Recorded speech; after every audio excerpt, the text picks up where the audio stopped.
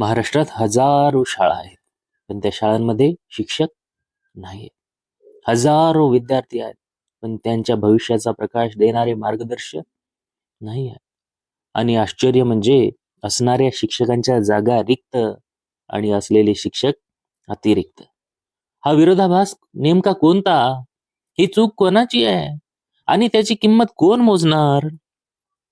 वर्षानुवर्षे मेहनत करून टीईटी पास, डीएड बीएड करून पात्रता मिळवली, पण भरती भरती तर माहिती पत्रकातच अडकलेली. टीईटी पेपर फुटी, पण दोषी कोण?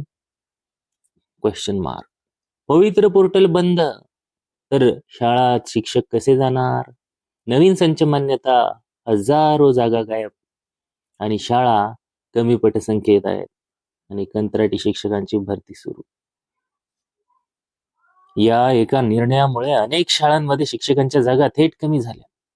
मराठी शाळा धोक्यात आल्या. जिथे 2 शिक्षक लागतात तिथे 1 शिक्षक आणि जिथे 3 लागतात तिथे 2 शिक्षक. पेपर फुटीमध्ये चूक आहे तरी कोणाची? ही लाखो विद्यार्थ्यांच्या भविष्याशी खेळ नाहीये का? तर दोषी कोण आहे? त्यावर कारवाई कधी? आणि टीईटी पास असलेल्या उमेदवारांचं वर्षानुवर्ष कष्ट वाया जाणार का? आणि पवित्र पोर्टल अद्याप सुरू नाही. भरती अडकलेली आहे. भरतीबाबतची मूलभूत प्रक्रियाच सुरू नाहीये. पवित्र पोर्टल सुरू नसेल तर जाहिराती कशा येणार? निवड कशी होणार? आणि पोस्ट अलॉटमेंट कशी होणार मित्रांनो? या निर्णयामुळे अतिरिक्त शिक्षक आता एका बाजूला 12,000 शिक्षक अतिरिक्त आहे असा दावा आहे, तर दुसऱ्या बाजूला हजारो रिक्त जागा आहेत. पण आकड्यांचा खेळ कोण चालवत आहे? वास्तविक आकडे पारदर्शकपणे जाहीर का होत नाहीये? कंत्राटी शिक्षक आता हा निर्णय क्वेश्चन मार्क मध्ये अडकले की रिक्त जागा असताना नियमित शिक्षकांची भरती का होत नाहीये? कंत्राटी शिक्षकांना पर्याय देण्याची काय आवश्यकता आहे? जिथे लाखो अभियोग्यताधारक उमेदवार नोकरीसाठी वाट पाहत आहेत त्या ठिकाणी कंत्राटी शिक्षक जे अगोदर पूर्ण सर्व्हिस करून आता रिटायर झालेले तर यांना देखील संधी देण्याचा प्रयत्न चालू आहे. आणि जे शिकून सवरून नोकरीची वाट पाहत आहेत त्यांना मात्र याच्यामध्ये जागा आहे का? कोणतीही गोष्ट बघा, आपण जेव्हा पाहतो कोणीतरी 30व्या वर्षी अजूनही तयारी करताय, कोणीतरी 35 वर्षाचा होत आहे, कोणी घरची परिस्थिती बिकट आहे, कोणाचे आई वडील म्हणतायत की आता अजूनही फॉर्मच भरत आहे, जॉब लागलेली नाहीये. या सर्वांच्या वर भरतीच निघत नाहीये.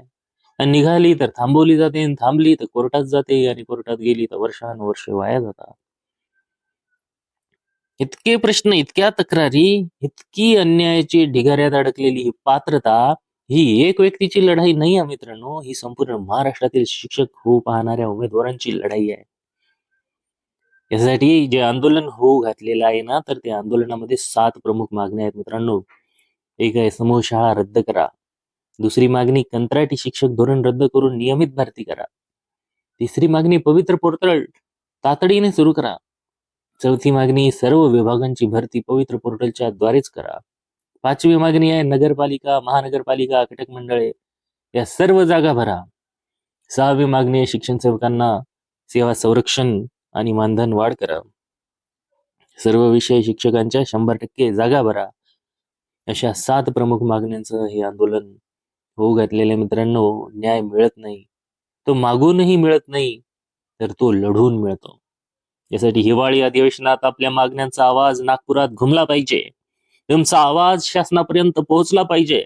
आणि म्हणूनच 8 डिसेंबर 2025 रोजी यशवंत स्टेडियम, संविधान चौक, नागपूर या ठिकाणी महाएल्गार, होय मित्रांनो, महाएल्गार आंदोलन हे फक्त आंदोलन नाहीये, तर ही आपल्या भविष्याची बाजी आहे. मित्रांनो, लक्षात घ्या की शिक्षक हा दिशा देणारा असतो. शिक्षक म्हणजे मानवी विकासाचा पाया असतो आणि त्या पायाला कमकुवत करू देणार नाही. आपण नाही उठलो तर कोणीच उठणार नाही. आपण नाही बोललो तर कोणीच बोलणार नाही. म्हणूनच मित्रांनो, चला चला नागपूर, चला न्यायासाठी, चला न्यायासाठी, चला शिक्षणासाठी. महाएल्गार आंदोलनामध्ये ऐकू द्या आता तुमचा आवाज, कारण हा लढा फक्त तुमचा नाहीये, तर तो पुढच्या पिढ्यांसाठी देखील आहे. जरी तुमच्या मनात ही आग धगधगत असेल तर मित्रांनो जागे व्हा. आता वेळ गेलेली नाहीये. आपल्या न्याय हक्कांसाठी लढायचं आहे, आंदोलन करायचं आहे, तरच आपल्या पदरात काहीतरी मिळणार आहे. जर व्हिडिओ आवडला असेल तर लाईक करा, चॅनलला सबस्क्राईब करा, बेल आयकॉनला प्रेस करा, जेणेकरून आपणास असेच नवनवीन व्हिडिओज मिळत जातील मित्रांनो.